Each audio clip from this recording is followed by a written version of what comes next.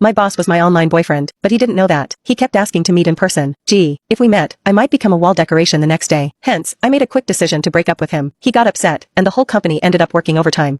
How should I put this? For the sake of my mental and physical health, maybe getting back together with him wouldn't be such a bad idea. I was dating my boss online. Meeting in person? That was never going to happen. He didn't even know his online girlfriend was one of his employees. Lately, my boss had been in a bad mood. Everyone could feel it, so everyone had been extra careful. Even the usual breaks had been cut short. The boss had been working crazy hours, and no one dared leave before him. So, our workdays had stretched to 11 p.m. or 12 a.m., and I was starting to get dark circles under my eyes. My skin had been looking worse, too. To be honest, I felt like I was probably the only one who knew the real reason behind his bad mood, but I couldn't tell anyone. The boss had had his heart broken, and unfortunately, the one who broke his heart was me. He didn't know that, though. It all started when my online boyfriend of 2 years wanted to meet up in person. We met on social media. He had posted something asking for advice. Why can't I find a girlfriend? I clicked on it, and the post said, I'm a man, 6 feet 2 inches, 183 pounds, 25 years old, Ivy League graduate, with a master's in management and engineering. I'm currently the vice president of a listed company, with an annual salary starting at $500,000. I own a car and a house, but my looks are just average. I've never had a girlfriend. So, what's the issue? The comments section was full of sarcastic remarks. Ugh, someone's fishing for compliments. Is this guy living in a dream world? Ivy League grad, just 25, and already a VP? Come on, get real. At least create a more realistic persona. As we all know, only family-run businesses give young people such high positions. But most of those rich kids study abroad. Being in a playful mood, I commented, maybe it's the looks. Post a photo and let's see. Then I closed the app. Not long after, I got a private message from the poster. Hi, can I send it to you privately? Though confused, I enjoy some drama, so I replied, sure. Then he sent me a photo. I almost spat my coffee out. He said he was 6 feet 2 inches? I believe 5 feet 0 inches. Maybe. It was a selfie, with his face covered by his hand, and the angle made his head look huge and his body tiny. His hair was sticking up like he'd just used some kind of hair gel, and he was wearing thick black-rimmed glasses, making him look both nerdy and awkward. But despite all that, his face was actually fine. Even though it was partially obscured, I could tell his lips, nose, and eyes all screamed handsome. Still, there was something about him that seemed oddly familiar. I mentally shouted, there are actually guys who don't realize they're good-looking, while zooming in and out of the photo multiple times. With my helpful mindset, I typed out a few tips. Your clothes and selfie skills need work. Try frameless glasses, or better yet, wear contacts. And change your shooting angle. Tilt the phone slightly, making sure the charging port leans toward you. Also, try pants that are a bit looser, like casual black ones. He replied, thank you so much. I didn't think much of it and moved on, but the next day, he sent me photos of his makeover, taking my advice to heart. The day after that, again. Then it went on for a few more days. I was getting tired of it when he suddenly asked if he could add me as a friend on Facebook and offer me a thank you gift. If someone was offering money, I'd be crazy not to take it. So I gave him my profile link. Moments later, an account with a familiar profile picture sent me a friend request. Wait, wasn't this my boss? I panicked, almost accidentally accepting his friend request. My heart sank, and I quickly restricted the visibility of all the previous posts on my feed. My brain raced, wondering if I'd somehow linked my private Facebook account to my company info. Meanwhile, he was typing for what felt like forever before sending a message. Thanks for all the help these past few days. Here's a little something for you. And then, he sent me $7,000 via MetaPay with the note,